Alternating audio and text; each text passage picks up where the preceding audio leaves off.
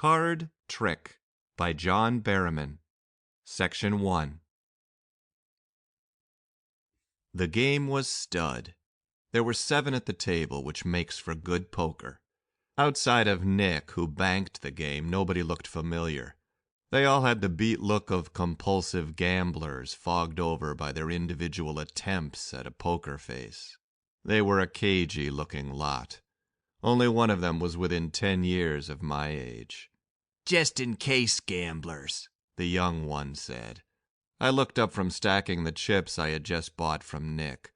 The speaker was a skinny little guy with a sharp chin, and more freckles than I'd like to have. "If any one of you guys has any psi powers," the sharp-chinned gambler said sourly, "you better beat it. All gamblers here will recoup double their losses from any snake we catch using psi powers to beat the odds." He shot a hard-eyed look around a room not yet dimmed by cigar smoke. I got the most baleful glare, I thought. He didn't need to worry.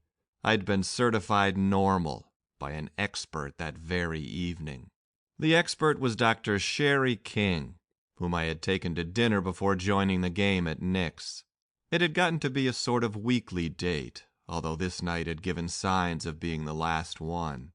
For a while that spring, desoxyribonucleic acid had begun to take second place in my heart. This is a pitiful admission for a biochemist to make. DNA should be the cornerstone of his life. But Sherry was something rare. A gorgeous woman, if somewhat distant, who was thoroughly intelligent. She had already earned her doctorate while I was still struggling with the tag ends of my thesis. "Poker, Tex?" Sherry had asked when the waitress was bringing dessert. "Is this becoming a problem? You've played every night this week." "No problem, Sherry," I said. "I'm winning, and I see no point in not pocketing all that found money."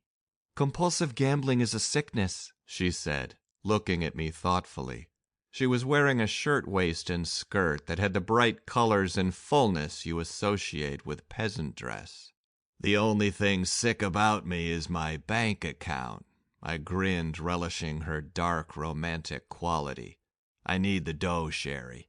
I've got a thesis to finish if I ever want to get a job teaching." Her thick eyebrows fluttered upward, a danger signal I had learned to look for. "That's a childish rationalization, Tex," she said with a lot more sharpness than I had expected. "There are certainly other ways to get money." "So I'm not as smart as you," I told her. "Smart?" She didn't think I was tracking. "I wasn't as shrewd as you were in picking my parents," I said. "Mine never had much, and left me less than that when they died." She threw her spoon to the table. "I'll remind you of how silly these remarks sound after you've hit a losing streak," she told me. I laughed at that one. "I don't lose, Sherry," I said, "and I don't intend to." Her lashes veiled her violet eyes as she smiled and said more quietly, "Then you are in even worse trouble than I thought. I hear a lot about what happens to these strange people who never lose at cards or at dice or at roulette. Aren't you afraid of winding up in the gutter with your throat slit? Isn't that what happens to people with psi powers who gamble?" she insisted. "What's your trick, Tex? Do you stack the deck with telekinesis, or does precognition tell you what's about to be dealt?" "That crack isn't considered very funny in Texas," I growled. "Is it any more silly for me to think you might be a psi personality than for you to think you never lose at cards?" She nailed me. I could feel my face getting red. "Damn it," I started. "Nobody talks to a friend like that." "Pretty convincing proof," Sherry said tartly. "Of what?" "Of the fact that you aren't making any sense about this gambling kick you're on, Tex. You should have laughed my teasing off. Who would seriously suggest that you were a psi personality?" she demanded. "And most of all, with my background in psi, do you think I could be misled about it?" I shrugged, trying to cool down. Sherry's doctorate had been earned with a startling thesis on psi phenomena and psi personalities, and she had stayed on at Columbia as a research fellow in the field. In egghead circles, she rated as a psi expert, all right. "Guess not," I said, trying to kill the subject. She wasn't going to let it die. I don't think you're a psi, Tex. You're a normal.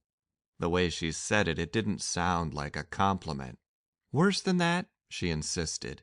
You're beginning to act like a compulsive gambler. She took a deep breath and let me have the clincher. I could never marry a gambler, Tex. You've never been asked, I reminded her. She had the last word. Let's go, she snapped. End of section 1.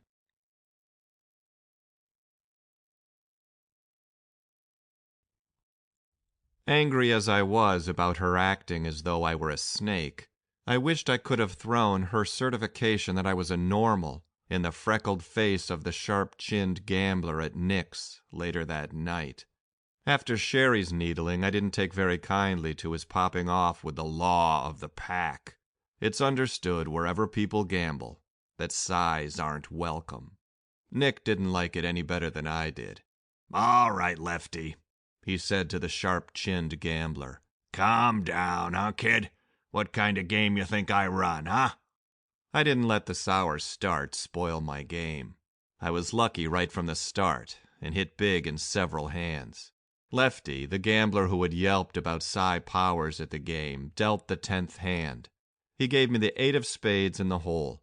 By the 4th card, I had 3 other spades showing, which gave me 4/5 of a rare flush in stud poker. But by the 4th card, Lefty had given himself a pair of jacks. That drove all the other gamblers to cover. Lefty raised, of course, and it cost me $500 to see my 5th card. It was a classic kind of standoff in stud, and the waiter stopped with his tray of drinks to press in among the other kibitzers and watch the payoff. Lefty shucked out the last 2 cards carelessly, as if they didn't really matter. His own 5th card made no difference. His jacks already had a busted flush beaten. His smile was just a little too sharp as he tossed me my last card face up and reached for the pot with the same left-handed gesture. I took the poker panatella out of my teeth. All blue, I said, turning up my hole card with the other hand. Lefty threw the unused part of the deck to the center of the table. That does it, you snake, he swore at me.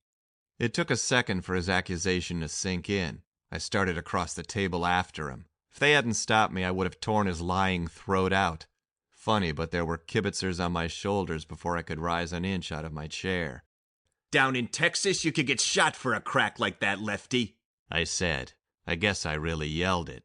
And in New York, you can and probably will get your rotten throat slit for a trick like the one you just pulled, he replied. He turned to the other gamblers, most of whom had their hands on the edge of the table, ready to jump to their feet if it got any rougher. I stacked the deck this last deal, he said coolly. He held a palm up at their surprised mutter. Tex's 5th card was stacked to be a heart gambler's. You saw him get a spade and take the pot. I won't sit at the same table with a guy that can do that. Telekinesis has no place in poker. Pretty near as bad as stacked decks, one of the gamblers rasped. But the others weren't with him. I only had to take one look at Nick's face. I stood up slowly, and the hands on my shoulders didn't hold me down any longer. Lefty says he stacked the deck, I told them. I say he lies. You know there's nothing to choose between our statements. Lefty is a cheap grandstander, and I'll settle with him myself. Nick, I won't embarrass you tonight. This isn't your fault, but I'll be here tomorrow night, and you had better be glad to see me. Sure, Tex, he said uncomfortably, rising with me. Take my seat, Shorty, he directed one of the kibitzers. He walked around to grab me by the elbow and steer me as far away from Lefty's truculent face as he could. At least the sharp-chinned little rat had quit the game, too. Both of us had left our chips on the table. Nick wanted me to leave. Pay me off, I insisted. He said yes a lot quicker than I thought he would. The other gamblers could have squawked that my chip should go into the next pot, but apparently none of them did. Lefty sidled out as Nick was paying me off. Wait outside for me, I said to him. Why not? He said, sticking his chin out at me and walking out. Nick grabbed me again. Don't get hot, Tex, he warned me. I don't want a killing on my own sidewalk. Take it someplace else, huh, kid? Sure, I said. There wasn't any danger Lefty would hang around. I was big enough to break him in two, which is exactly what I planned if I caught up with him. End of section 2.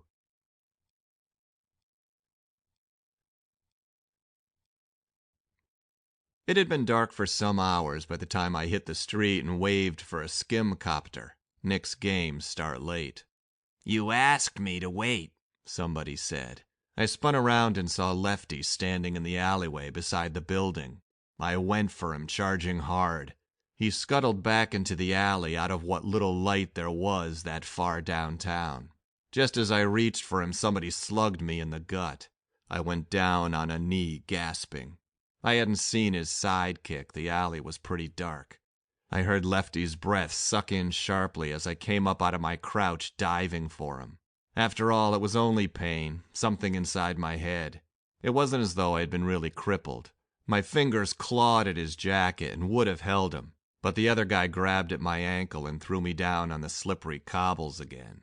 I came up slower that time. I'd bunged up my kneecap more than I wanted to think about. Lefty was still out of reach.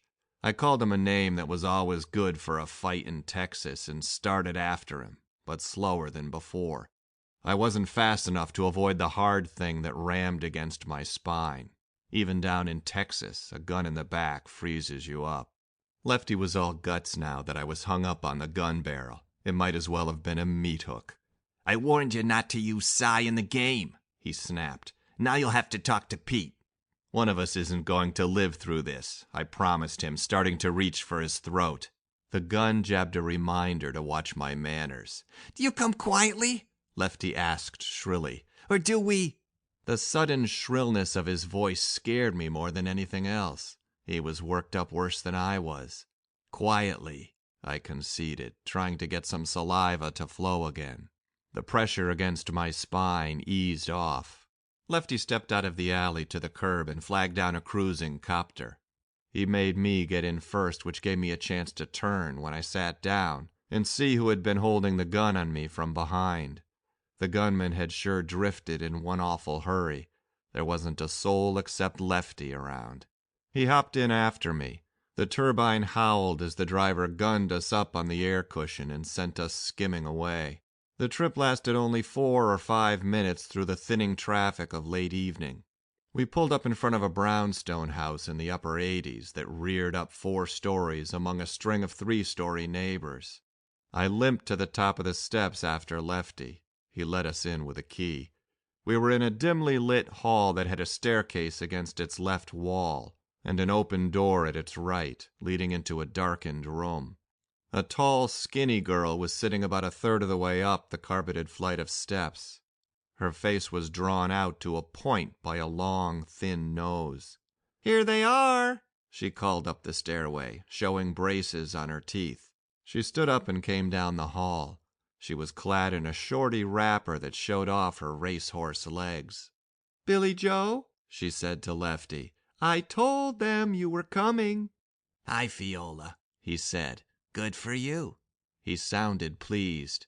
There were steps above and 2 others joined us. First came a short, square man with gray hair and bushy gray eyebrows. He was wrapped up in a flannel robe that had once been maroon and was now rusty with age and wear. It only served to confirm that he had just been yanked out of bed. He hadn't bothered to put anything on his bare feet or to comb his hair. A pretty wild-looking old man. Behind him stumped a chunky woman crowding 50. She was in a worse state of dishabille. She hadn't quite made it to bed and was still in her slip. Her stockings had been unhitched from her garters and hung in slack transparency around her fat calves like the sloughed-off skin of a snake. "I told you," Fiola said to the gray-haired man. "It's nice that you're right once in a while," he said in a scratchy, sleepy voice, walking past her to switch on the ceiling of the room on the right side of the hall. She didn't like that. Lefty stopped her reply. "Will it be PC?" he asked her. "No," she said. "You missed that one," Lefty said. "Didn't neither." Well, sit in with us and see, he suggested. What for? She asked. I know what's going to happen in there. You'll be along to bed right soon, darlin' Billy. He looked over at me. Go on in, Tex, he said. Darlin' Billy, I sneered. Don't pay any attention to her, he said. She's in another space-time continuum. I pointedly ogled the girl's pretty legs going up the stairs and whistled softly. My wife, he said, blushing. A powerful PC, or one day will be.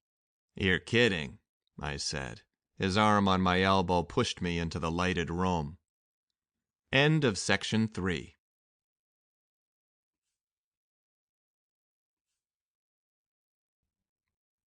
It had been the front parlor of the old brownstone in its prime, and was now fixed up as an office. The place held an executive desk, with several buttons and enough other controls to put it in orbit. There were a number of cushioned, straight-backed chairs and a comfortable leather couch under the window. Only the fact that it was getting on toward midnight made me willing to believe that the couple who had walked down the stairs expected to be taken seriously. This is George Robertson, the poker whiz, Lefty said briefly to the two sleepyheads. They call him Tex. Tex, this is Peter Maragon, Grand Master of the Lodge. The gray-haired man gave me a tired nod. I imagine you're a pretty angry young man, Mr. Robertson, he said in his scratchy voice. I started to tell him quite a little bit about how I felt, but he held up his hand. I've had a hard day, he complained, and I got out of bed solely to adjudicate your case. Now, this will go a lot more quickly if you listen. He smacked his lips a couple times as if he wondered where he had left his partial plate.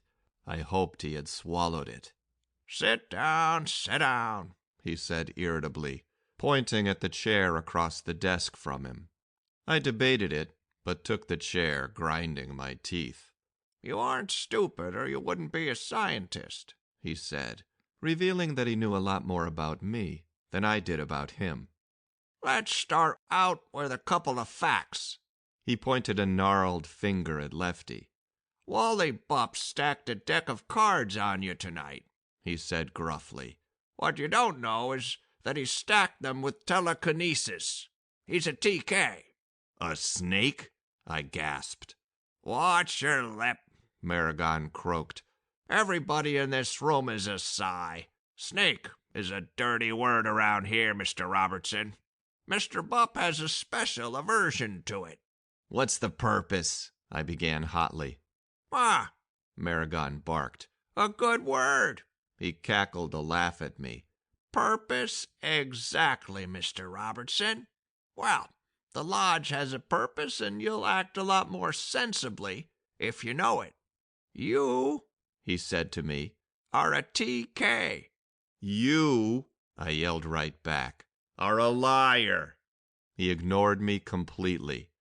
We can't afford to have you gambling and cheating normals, he went on. One of the Lodge's fundamental rules is that no Psi may use his powers to the detriment of normals. Lefty's big scene at Nick's fixed it so you won't be welcome in a big-time poker game anywhere in town. We did that deliberately, and we're telling you to quit gambling as of this minute. You say you are a TK, I interrupted. Somewhat, he said. I have Psi powers, but I'm not mainly a TK. Whatever your powers are, I said, they don't make you supermen immune from the laws of libel. If you or anybody I can catch breathes one false word about my being a snake, you'll be on the receiving end of the roughest lawsuit you ever heard of. The silliness of that statement will occur to you in a while, he said dryly. And truth is a defense against a claim of libel. But to get back to purpose, our second purpose tonight is to get it through your thick head, Mr. Robertson, that the Lodge insists on its right to control your actions insofar as they involve the use of your Psi powers. We mean business, Mr. Robertson, and before you are through with our heartless Mr. Bupp tonight, you'll know it. That's all that's behind our little charade. He came to a stop and took a deep breath. I'm going to make one statement and rest on it, I said, trying to keep my voice calm and level. He shrugged. Your turn, he said. I'm a normal, I said. I flatly deny that I have the slightest shred of psi power. I accuse that freckled snake over there of lying deliberately. I'll make him pay for it, and he'll be lucky if it isn't with his blood. That's all? Isn't it enough? He laughed harshly and grinned over at Lefty. Some of you maverick Psis scream like a gelded porker, he said. I figured you'd tell me we'd cost you a fortune in prospective poker winnings, to say the least. My stomach dropped. I hadn't thought of that, not as much as I should have. It was my only income. Something a darn sight more important than money is involved, I said. Maybe you aren't such a bad guy, he decided. He looked over at the woman standing silently in her slip beside his desk, her bare arms folded over her ample bosom. How about it, Millie? He asked her. She shrugged. He believes what he says, she told him. He honestly doesn't think he has any psi powers. That mitigates the affair, Maragon said. Still, our purpose demands an object lesson. I have to fine you, Mr. Robertson. You've broken one of our rules by using TK to stack a poker deck. Because you weren't aware of it, though, half of your fine will be remitted if you join the lodge within a week. Accordingly, I assess you, how much, Millie? He asked. He's got 8,000 and some in his breast pocket, she said with fiendish accuracy. Every penny he has in the world. Assess you $8,000, Maragon concluded. He got wearily to his feet and started to pad past me toward the door. Mr. Bupp will collect, he said. The woman followed him, her hose hanging down around her ankles, and climbed the stairs stolidly behind him. End of section 4.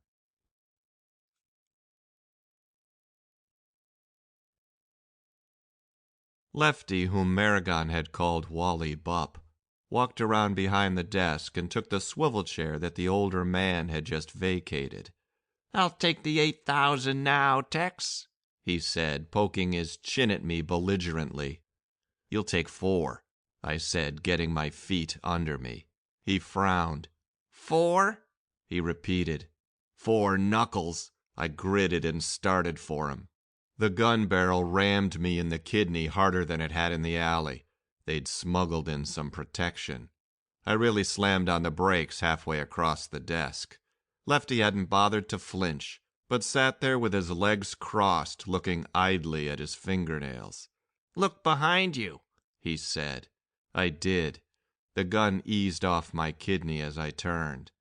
There wasn't anybody there. TK, Lefty said. I also used it to trip you up when you went for me in the alley, after I TK'd a left right in your gut. You're a hard guy to stop, Tex, but don't overdo it. Mere pain never stopped a guy who really meant it. I went for him again. Then it hit me. A deep and sickening pain throbbed from my breastbone down my left arm. The light started to dim and I sagged down on the desk. How'd that feel? Lefty asked, apparently not expecting an answer. I clamped your coronary artery shut for a few seconds. A post-mortem would never be able to tell it from the real thing if I held down tight. His grin had a viciousness in it I hadn't seen before. He held out his hand. I struggled erect and handed my wallet to him. He only took out the big bills and tossed it back across the desk to me. Thanks, he said. You'll get half of this back if you decide to join the lodge within a week. What's all this about a lodge? I tried weakly. What lodge? Why, this lodge, Lefty said, waving a hand around loosely. It's an organization of folks with psi powers, guys like you and me, Tex. I'm no TK, I growled. I didn't manipulate those cards in any way. Funny you say that, he said, looking interested and leaning his elbows on the desk. You're right. I hadn't actually bothered to stack the deck, Tex. Just kept a light TK touch on it to see if you were moving cards. You weren't, but you were hitting them right all the time.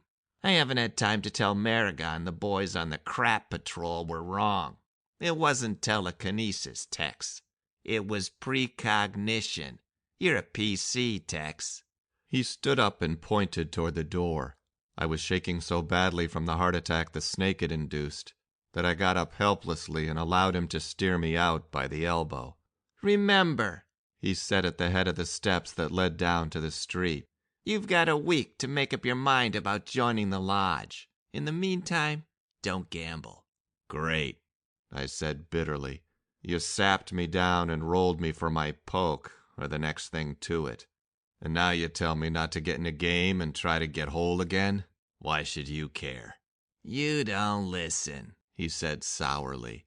Look, Psi's are supermen in spite of your sneers. And whether you like it or not, Tex, you've got some Psi powers.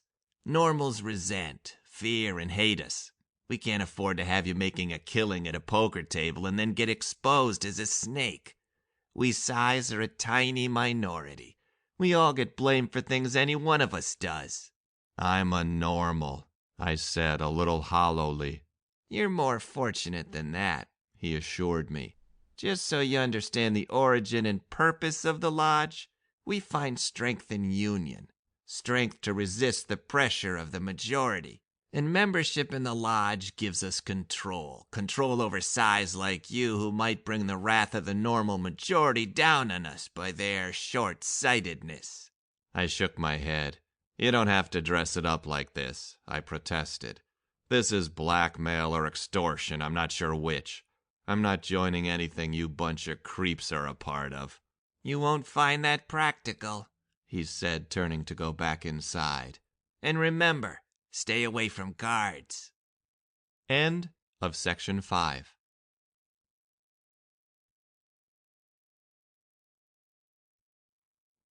You're supposed to have nightmares at night. I had mine the whole next day. No, I wasn't a TK, Lefty had said. I was a PC. You don't have anemia, Tex. It's leukemia. I made a farce of trying to get some work done in the lab. After letting the third test tube slip through my fingers and shatter on the lab bench, I gave it up. How would you have acted if you had gotten that kind of news? That first gut-twisting admission that you really may be a snake. Then sharp awareness of what it means. A guillotine couldn't cut you off more sharply from normal humanity. But the spirit struggles and refuses to accept it. You can't be a snake. Take action, I said aloud, getting a worried look from my lab assistant, busy mopping up my last shattered culture. Don't spin around like this. Do something. I did the only thing I could think of and dialed Sherry at her laboratory. She refused to accept the call at first. Finally, she tore herself away from a delicate experiment, long enough to look at me angrily in the screen. We don't have anything to say to each other, she said coldly. There are delicate experiments. Can you test me for psi powers? I interrupted. Whatever for? To settle whether I have any, I snapped. It's important to me. Not necessary, she said. Do you think I'd be successful in the psi field if I weren't sensitive to this sort of thing? Don't worry, Tex. You're a normal. Thanks, I said. So you've told me. Now prove it to my satisfaction. We shut up shop at 5 o'clock, she said. I'll be here for about an hour after that. My dinner date isn't until 7.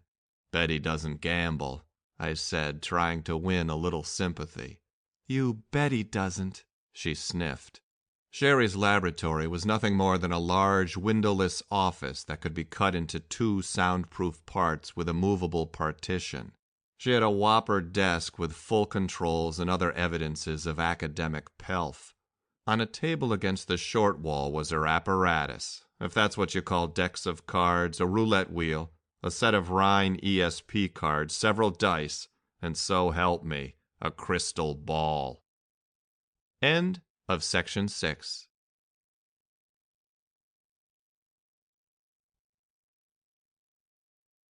Sherry stood up behind her desk when I came in. It was something of a shock to find that her colorful peasant getup was antiseptically sheathed in a white laboratory coat.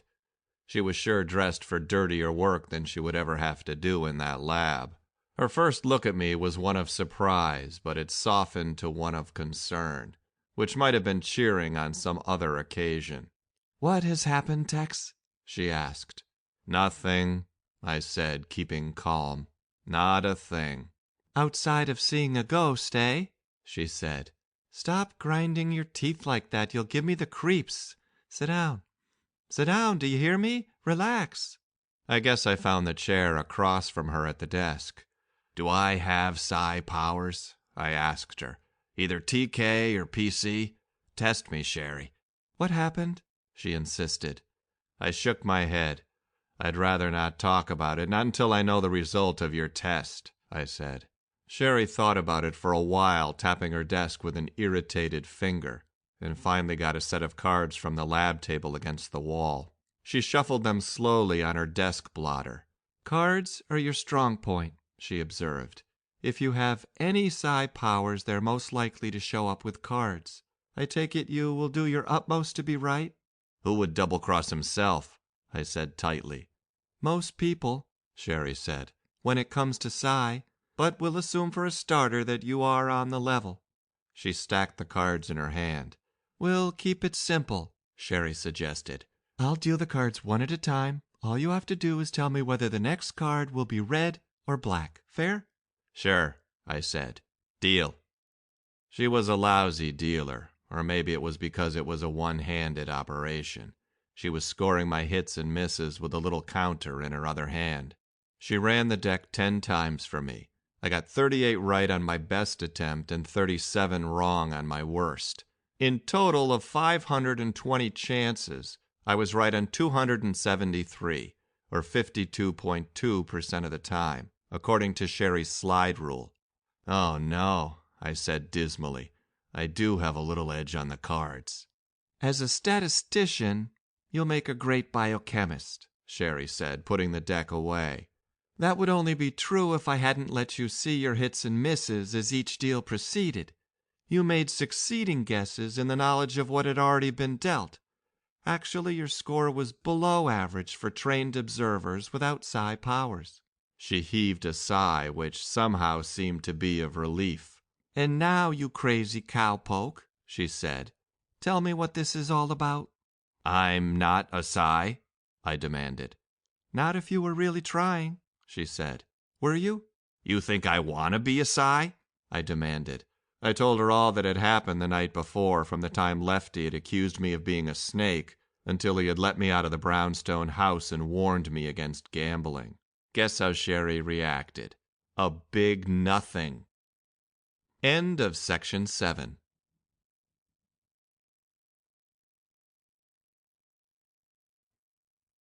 "Well?" I asked, as she sat silent with her elbows on the edge of her desk and her chin propped up on her knuckles.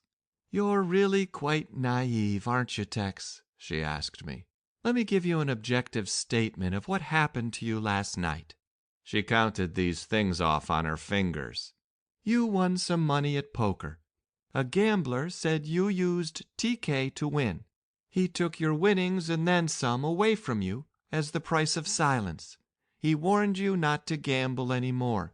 He claimed he was part of an organization of psi personalities. Is that a fair statement?" "Except for one thing," I said. "He used his psi powers on me in a pretty dramatic fashion." "Try Occam's razor," she suggested. She was getting insulting. "All right," I growled, feeling my face get red. "Prefer the simpler explanation if you can find one. I was prodded in the back both in the alley and in the office at the brownstone house. Something hit me in the gut and tripped me up. I had a heart seizure. What's simpler than TK in accounting for the fact this was done without a soul around?" "I suppose I shouldn't be critical of you," she said. "It's not your field, and you haven't been exposed to the lengths to which charlatans go just to prove they are supermen. The simpler explanation is that there was someone else in the alley, carefully dressed in dull black to stay invisible in the darkness. The second prodding of a gun in your spine was pure suggestion. You'd been so well sold by that time you were ready to believe anything. And my heart attack? I can think of 10 poisons that would give you the symptoms, Sherry said. And don't tell me you let nothing pass your lips, she burst out hotly as I started to speak. I suppose you've never had a spray hypodermic? You'd never have felt it. Don't you see why they went to all this trouble? Honestly, I said, I can't. I'm simply not that important to anyone in the world. You're not, she said dryly, but your $8,000 was.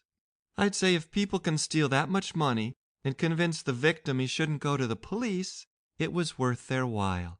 You're not very likely to advertise the claim that you're a Psi, are you? No, I admitted.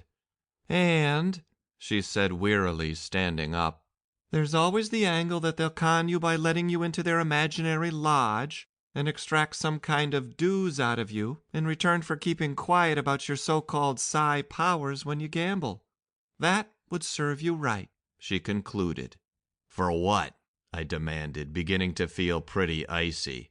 Being such an easy mark, for one thing, Sherry said. And for seriously thinking that you might be a PC? That, I must confess, I find the most comical of all. You, Tex, a PC? Why is that funnier than being a TK? I demanded, getting up. She waved her hand impatiently.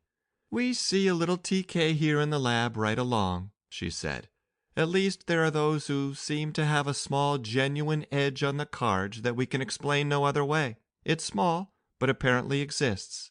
But precognition? That's not simply mechanical or kinetic like TK. PC is something terrifyingly different. Her voice hushed as she said it. It's a kind of sensitivity that has nothing to do with mere kinetics. It defies time. She looked back at me. I simply find it comical that you thought of yourself as sensitive to that degree. So I've been a fool, I mused. In a word, yes, you're a normal. They suckered you if you want the jargon. Wait till tonight. I seethed, beginning to feel my anger grow as my fear dwindled. Let them try to pin the Psi label on me. I'll call their bluff. The TV phone on Sherry's desk rang, and she pressed the accept key. Let me speak with Tex, a familiar, aggressive voice said. It didn't sound like it would stand for much nonsense.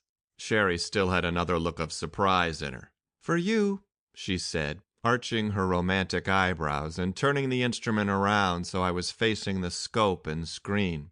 Sure enough, it was Wally Bupp. Don't do it, Tex, he warned me. Don't do what? Don't play tonight. It won't be practical. We mean business. So do the laws of libel, I said. One crack about my having Psi powers. Yeah, he interrupted. You told us about the lawsuit, he said. You've got 6 more days. I could see his hand come up to cut the image. Hey, I said, how do you know where to reach me? His sharp face split in that vicious grin. I forgot to tell you, he said. Maragon is a clairvoyant, too. The image faded. See what I mean? I said shakily to Sherry. They sure talk a good game. I didn't tell a soul I was coming here. How'd they catch me? Occam's razor, she said. How many wrong numbers did they try first? Come back to Earth. That snake Lefty still worries me, I admitted, going to the door. Sherry, I know I've acted nuts, but they nearly got me to flip. Thanks for helping me. I couldn't have stood it to know I was a snake. You got my mind back on track again. Not enough to keep from going right back to the poker table? She observed. There didn't seem to be any point to telling her how badly I needed the dough. Anyway, I had to prove a point. I was a normal. I left. End of section 8.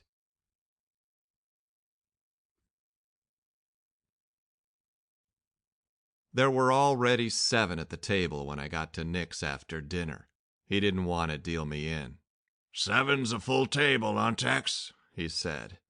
Not for stud it isn't, I told him. You can deal to 10 gamblers. Dealer's choice tonight, he protested, while some of the gamblers eyed me curiously. Can't deal to more than 7 for 3-card draw. I told you where I stood on this thing last night, I snapped. All right, Nick said warmly. So maybe I'd like the whole stink to cool down a little, huh? Not with my dough in it, Nick, I told him, being pretty free with something I didn't have much of anymore. You'll deal me in tonight, or I'll find another banker. A gink with a long, scrawny neck put down his highball and rose from the table. Gosh, fellas, he said, I'm sort of a fifth wheel around here, I guess. Here, neighbor, he insisted. Take my place. He was all grins and teeth and bobbed his head around with a rural awkwardness. You don't have to do that, Sneed, Nick started to say. Just as soon kibitz, he insisted, drawing up a chair behind me as I took his seat. You don't mind, neighbor? He asked anxiously. I shook my head and yanked out my much-depleted wallet to pay for chips. It took all that the lodge hadn't. 4 hands were enough. On the first at stud, I had aces back-to-back and picked up a pair of 7s on the next 2 cards. 2 pair aces high will win about 99 out of 100 stud hands. I chewed down on the panatella in my teeth and bet them like I had them. The tilt of my cigar showed just a little too much confidence as a way to convince some of the gamblers that I was bluffing. Must have been a good act, for 3 of them stayed with me all the way. None of them had much showing, and regardless of what their hole cards were, by the time we had our 5th cards, I had them all beaten. It was raise against raise, but somebody finally called, and I turned over my ace in the hole. Aces and 7s, gamblers, I grinned, reaching for the pot. I see the 7s, a fat-faced man across the table said around his cigar. But what's this jazz about aces? So help me, Hannah, my hole card was a 2. I tried to cover it up. You'll have to admit I bet them like aces, I said. Somebody laughed, but not very hard. I paid mighty close attention to what I was dealt the next hand and turned down a drink to make sure I was cold sober. Unfortunately, I got all screwed up over what one of the other gamblers had. It had been a bunch of spinach when I'd been betting my pair against it, but it was one good-looking straight when he flipped the card in the hole. The 3rd hand I dropped out before the 4th card. After a gambler raked in that pot, my kibitzer asked me, How much do you have to have on the first 3 cards to stay in the pot? Any pair would convince me, I said. Why? What was the matter with the kings you had showing? He asked. They were still on the table in front of me, King of Hearts and King of Clubs. I scarcely dared bet the 4th hand. We had switched to 3-card draw. I discarded 2 small diamonds, keeping a pair of 9s and an ace for a kicker. On the draw, I got 1 card that claimed to be the 14 of eagles, and one on which there was a message reading, These hallucinations are sent to you with the courtesy of the Manhattan chapter of the Lodge. Are you finding it practical? I threw the hand in and stood up shaking. Since when don't you bet a full house? My kibitzer demanded, after the hand was won. He picked up what I had thrown in. The 14 of eagles turned out to be a 9, and the card with the hallucination message, the other ace. Got to confuse the other betters, I said. One of the fundamentals of poker. There really weren't enough chips left in front of me to bother cashing in. I just left them lying there and wandered down to the street flat broke. End of section 9.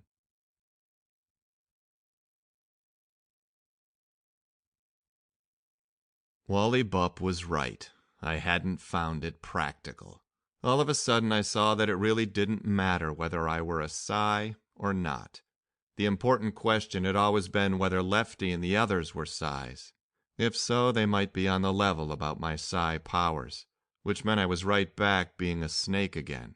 And if they weren't, it was a simple case of blackmail, which at least let me rejoin the human race. On that basis, I was in tough shape. Occam's razor has no answer for hallucinations. Either you've had them or you hadn't. I had. Nobody would change my mind on that score. That made Sneed and presumably Lefty a Psi. And me too. But what if they were mistaken? Sherry's tests looked conclusive to me. I saw that as the only way out. I had to insist on a test in their presence. And that meant I had to get in touch with Wally Bupp. My kibitzer came stalking out of the building, gangling and gawky. "Didn't mean to spoil your luck, neighbor," he said. "Don't give it a second thought, Sneed," I said. "Call me Mortimer," he said. "You mind a word of advice, neighbor?" he asked, bobbing his head around and grinning in a self-conscious way.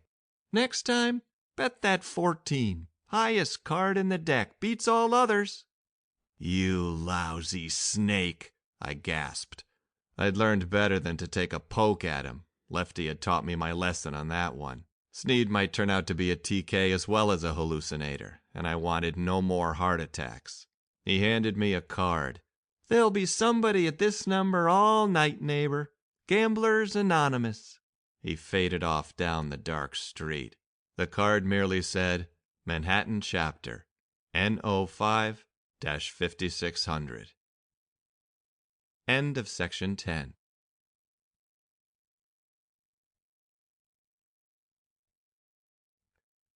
Sherry must have had a swell time at dinner with some guy who didn't gamble, because she didn't come home until nearly midnight.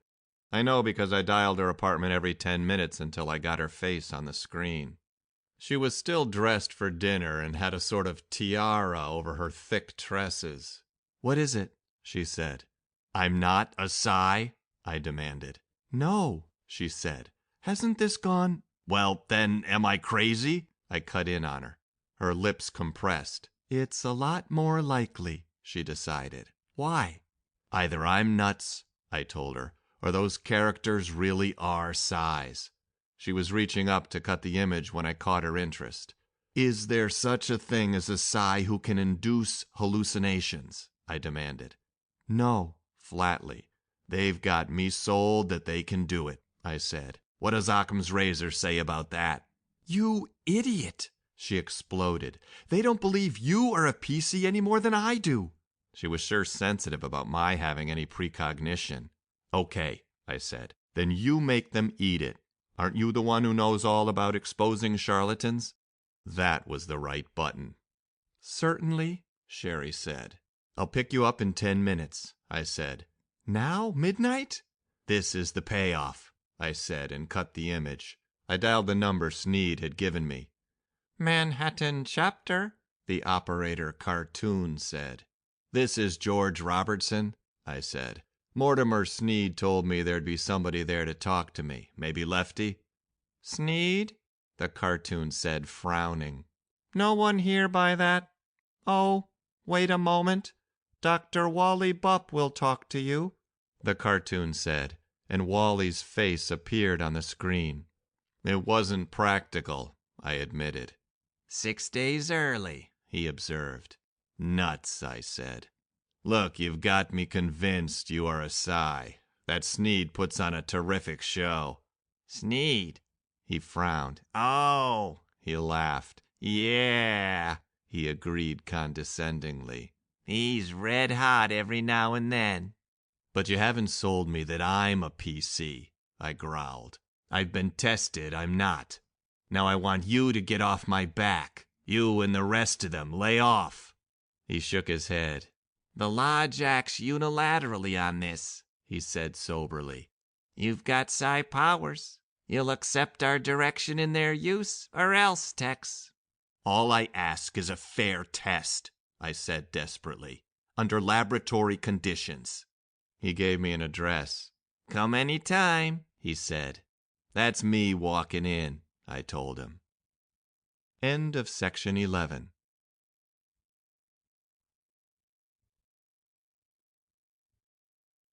Sherry had to pay off the copter when we got there. It wasn't the brownstone I had seen the night before. This place was a medium-sized office building, say 100 stories or so, quite new. There was no identification on its front other than the street number. The directory in the silent and unpopulated lobby was names, all names. But Dr. Walter Bupp was one of them in 7704. Sherry and I rode the elevator to 77 in chilly silence.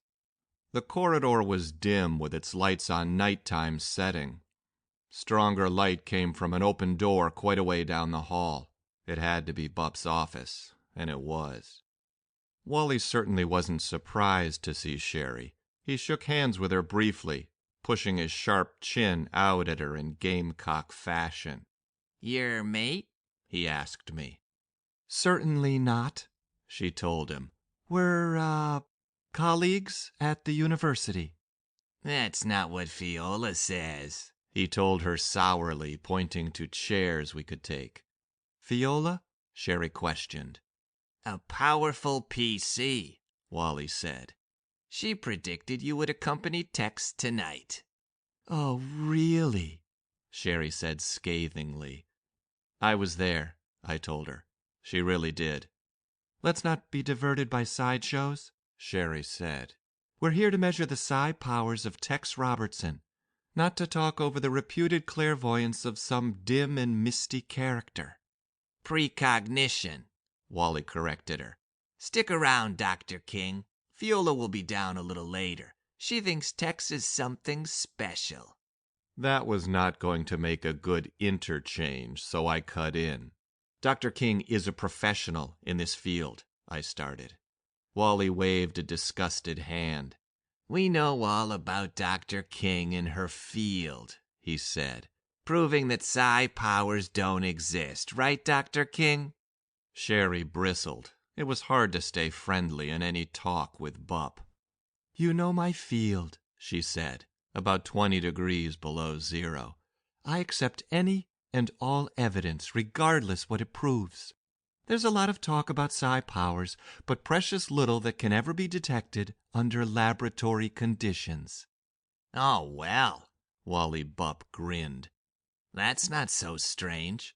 All members of the Lodge are cautioned to stay away from laboratories. You've been testing normals. What do you expect for results?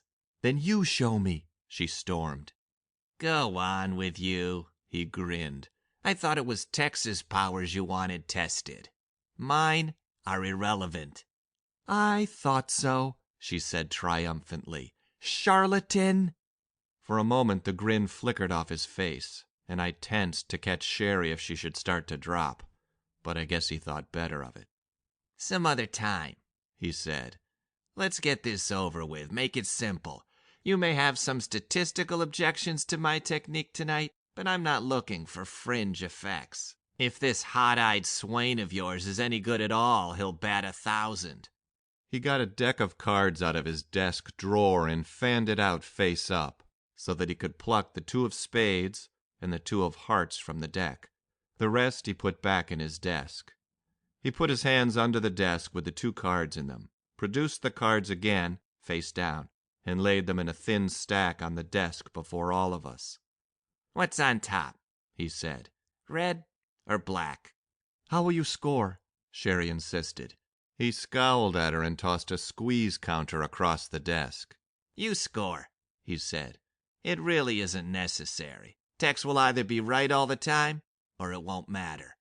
But before I could call the top card, the office door opened behind us. I looked around expecting Fiola. Instead, it was Millie with the down hose.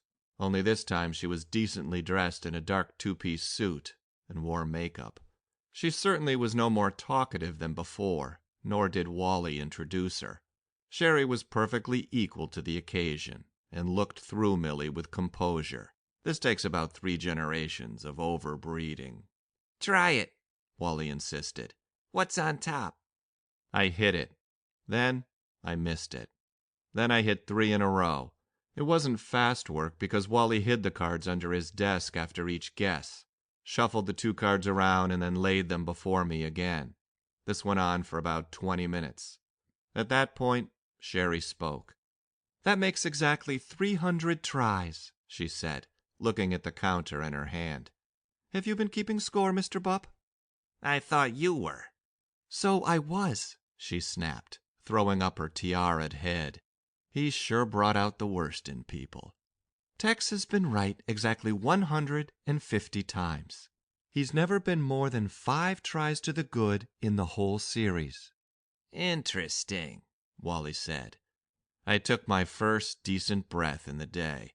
This ought to let me off the hook, I said to him. Are you convinced? He shrugged. How about it, Millie? He asked. A random sample, she said. He doesn't want to score. He didn't try. Sherry was ready for that one. She turned and spoke to Millie. You have ways of knowing what Tex was thinking? She asked sweetly. Yes. Name any 3. Sherry lashed at her furiously. The solid woman wasn't the least bit bowled over. Read his mind, she said matter-of-factly. Just like I can tell you're getting ready to screech charlatan at me, and like you think I got a cast-iron girdle and homely shoes.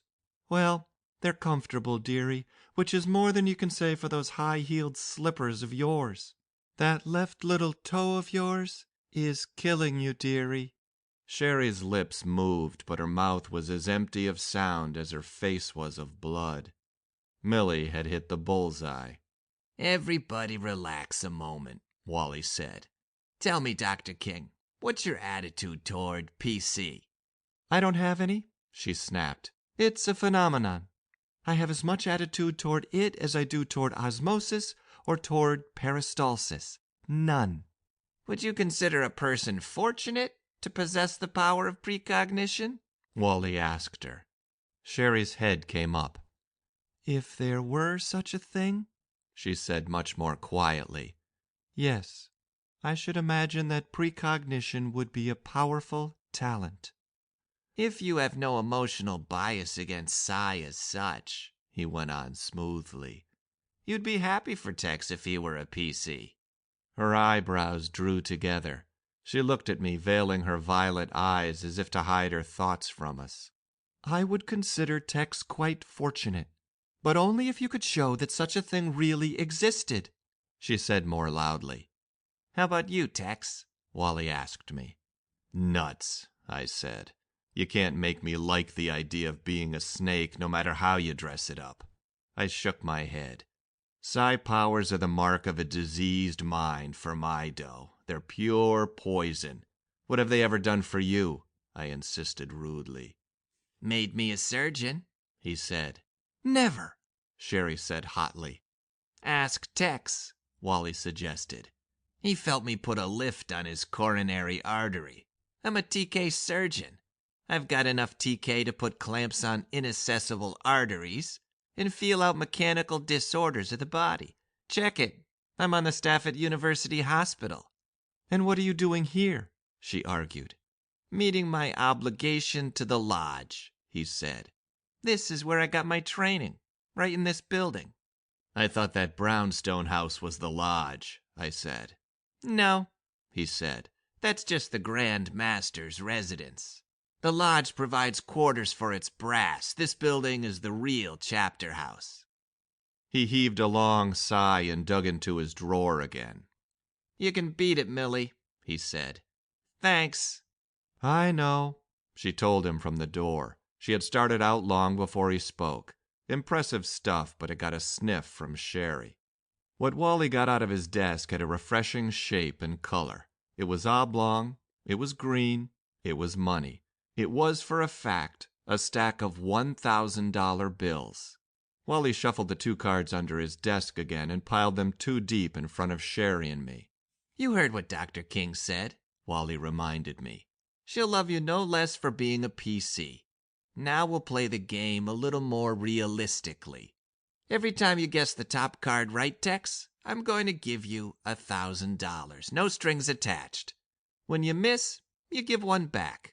But if you have none to give, you don't have to pay. You can't lose. Maybe you can win. All set? 1 minute, I demanded. Sherry, is this a fair test? She shrugged. Why not? Is it gambling?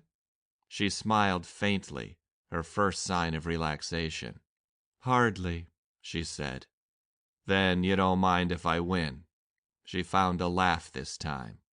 You can try, she corrected me. This could be our nest egg, I said. She blushed. "If that's a proposal," she said tartly, "the answer is no." "I'll talk to you later," I growled, "when I'm richer." I looked at the back of the card on the desk. Wally was leaning back in his swivel chair and wasn't within 4 feet of the pasteboards. If there was any hanky-panky, I couldn't see how he planned to work it. "Hart," I said. "Why don't you turn it over, Dr. King?" Wally suggested. "Remove any possible chance of manipulation." It was the 2 of hearts that Sherry turned over. I was $1,000 richer.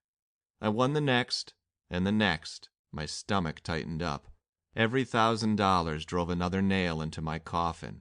Went that much farther to prove I was a snake. Well, I wasn't. I missed the 4th one. "Cut that out," Wally snapped at me. I jumped a foot. I had tried to miss it. With a sickening realization of doom, I called the next 4 right. "Stop it!" Sherry screeched, grabbing at the cards. "I'll shuffle," she announced. She hid the pasteboards from me with her body, and took care in putting them before me on the desk that I didn't see the face of the bottom card. Her eyes were violet pools of hate and rage as she spoke to me. "Now try it." Spade. That made 8 straight. Even Sherry succumbed to the ghastly fascination of it. There had been $50,000 in the stack of bills Wally had taken from his desk. Soon all 50 of the bills were stacked in front of me. Except for the one time I had tried to, I had never missed. Lefty stuck his sharp chin at Sherry. "I'd call that a fairly convincing string," he said. "Will you concede, Dr. King?" She gave him an awful mouthful of silence. A pitiless blackness descended over my spirit. I looked at the money in front of me. It had been like selling my soul to the devil. There it was, all that money. All I'd have to give up was any claim to being a human. I wasn't a normal anymore. I was a Psi. Then Sherry was talking in short, gasping bursts, half choking, half sobbing. "No wonder Tex is in a whirl," she said. "I've seen some good illusions worked by the best light-fingered operators in the country, but nothing to compare with this. Just let me see you match the charade in my laboratory with my apparatus." She meant her playing cards. Wally was sweet and reasonable. "You dealt and shuffled most of the hands yourself," he reminded her. "I never touched the cards. How could I control them?" He grinned a little more sharply. "And you can't call it TK," he went on. "Did you feel the cards move or twitch or resist you as you shuffled them? It has to be PC." She blew her top on that one. It's sickening to see someone you love goaded past all endurance and break down into screams and wild gestures. "Ah!" she cried, shaking her head blindly. "Before I believe that Tex Robertson can feel things that I can't feel, I'll accept any other explanation. What are those cards? Are your small TV screens? Is this more electronic hokum?" Wally quietly tore one of the cards in 2. "Now I understand," he said. "That's the real reason." I looked my surprise at him, and Sherry quieted down just a little. "Relax, Dr. King," he advised her. "The possession of psi powers isn't a mark of moral superiority. Part of the problem in the Lodge is that psi powers are possessed as often by evil and stupid people as by the good and intelligent. Yes, I know that you think you deserve precognition, Dr. King, but that ain't the way the ball bounces. You're a normal, Dr. King, and that's all you'll ever be." He got a face full of fingers for his trouble. Sherry leaped to her feet and really slapped him in the kisser. She stormed out of there. I started to follow, but a tug at my earlobe signaled me to stop.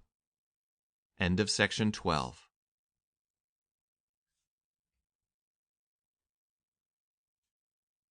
"Hold on a minute, Tex," Wally said sympathetically.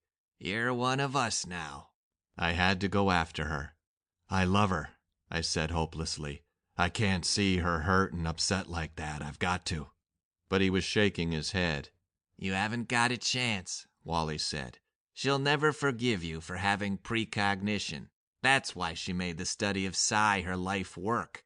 She's wanted PC for herself, and was sure she was pure enough of heart to deserve to have the power. Well, she doesn't have it, and she'll hate you for having what she thinks she deserves. Forget her. Talk about your cup brimming over.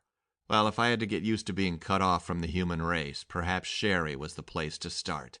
That's what happens to superhumans. There was one desperate hope. This wasn't hallucination? I tried. No, Tex, he said calmly. This was on the level, just for fun. He went on. Can you do it when there isn't any money riding on it? Reluctantly, I came back to his desk and looked down at the back of the top card. Heart, I said dully. I hit 10 in a row for him. The spade was on top 4 times, the heart 6 times. And that was on the level? I asked. He scowled at me and chewed his thin lips. Yeah, he said. That settles it, I said, sagging back into my seat. I'm a snake. A rotten PC. Don't you believe it, Wally growled, lunging out of his chair. He started to pace back and forth across the office, his chin stuck way out ahead of him as he prowled. I don't know what you are, Tex, he declared, but you're no PC. I'm a normal after all? I gasped, feeling a surge of blessed relief. He swiped at the air with a hand. Don't be silly, he snapped. You've got a psi power so incredible that... He whirled on me while I died for good. You explain it, he insisted.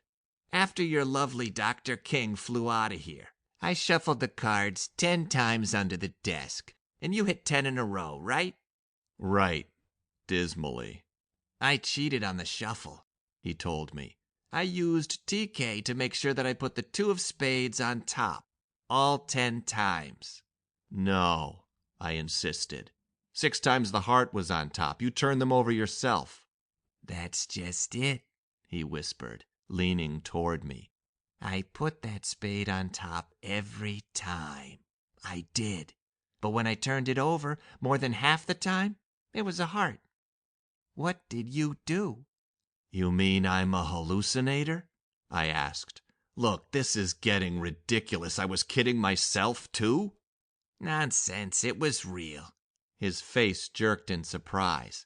You couldn't, he gasped as the idea hit him. But you did, he reminded himself. Wait till Maragon hears this. And then he told me. It couldn't be, I knew. But it was. He proved it to me, or I proved it to us. At some stage, you have to get excited about it, if it's no more than a grisly fascination. At that, it was dawn before we could stop our intoxicated talk. Maragon had been yanked out of bed again, and when he heard the news, woke up a darn sight faster than the night before. Fiola, of the racehorse legs, joined us, and several other Psis as well. Before it was over, the Grand Master had put on a ridiculous piece of regalia and mumbled me into probationary membership in the lodge. There was nothing creepy about the ritual, only the way I felt. I guess if we hadn't gotten hungry, we'd be there yet. Wally had one last little wrinkle for me as I started down the corridor for the elevator. Fiola, he called. Yes, darling Billy, she said, coming to his side. How's Tex going to make out with that overeducated iceberg he's hot after? He asked her. I flinched at the thought of Sherry. I was getting used to considering her a memory. Fiola looked into the corner for a moment. Oh, yum, she said, smiling and showing the braces on her teeth. She kissed me. I think I was about as startled as Wally was. Just so you let her be the only Cassandra, she said. And you call that an iceberg? She looked at me curiously. You'd better start eating red meat, Tex, she told me, and would say no more. End of section 13.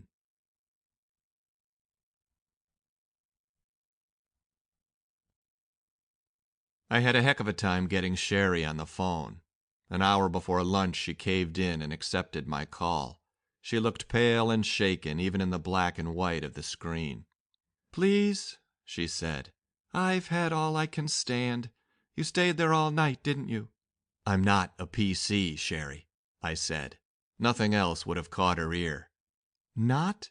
"Proved it before I left," I said. "I can prove it to you, too." "Ridiculous. You can't prove a negative." "Well, in a manner of speaking. What I can do is show you how the card trick was worked." I had her hooked. "You mean it? It really was a trick after all?" she said, slumping. "It sure wasn't PC," I said. "Let me show you." "At the lab," Sherry said. "I'll be there in 10 minutes." A couple graduate students were there fooling around with Rhine cards when we arrived, and Sherry chased them out without ceremony. She locked the door behind them. We were to have privacy. She didn't bother with her lab coat this time. "Show me," she insisted. "The apparatus, Sherry." I grinned. She gave me a deck of cards and pulled out the 2 of hearts and 2 of spades. "We'll do it face up," I said, "so you can see how it's done." I laid the 2 cards side by side on her blotter, face up. "Now put a finger on each one," I directed, "and watch them like a hawk. What card is under your right forefinger?" "Heart," Sherry said. "Wrong," I told her. "Spade." They could have heard that shriek clear to Keokuk. Good thing we were in a soundproof laboratory. I got her calmed down after a while. "It didn't happen," she insisted, clutching at her temples. "If you won't holler," I said, "I'll do it again. Remember, it's just a phenomenon, like osmosis." "It is not," she gasped. But I did it for her, 10 times in a row. The cards changed under her fingers without moving. "So it's not PC," I said. "Oh, Tex, but what is it?" "You agree it's real?" Sherry nodded. "It's real. You can do it, whatever it is. What is it?" "TK," I told her. "Telekinesis." "Nonsense," she said. "Are you trying to make me believe I wouldn't have felt the cards move if you'd snapped them out from under my fingers? I was pressing hard on them every time." "I didn't move the cards," I explained.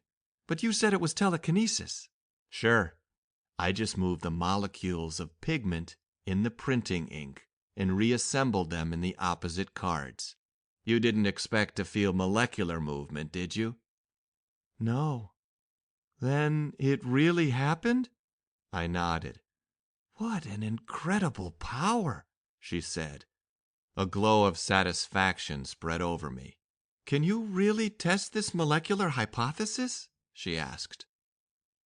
End of section 14.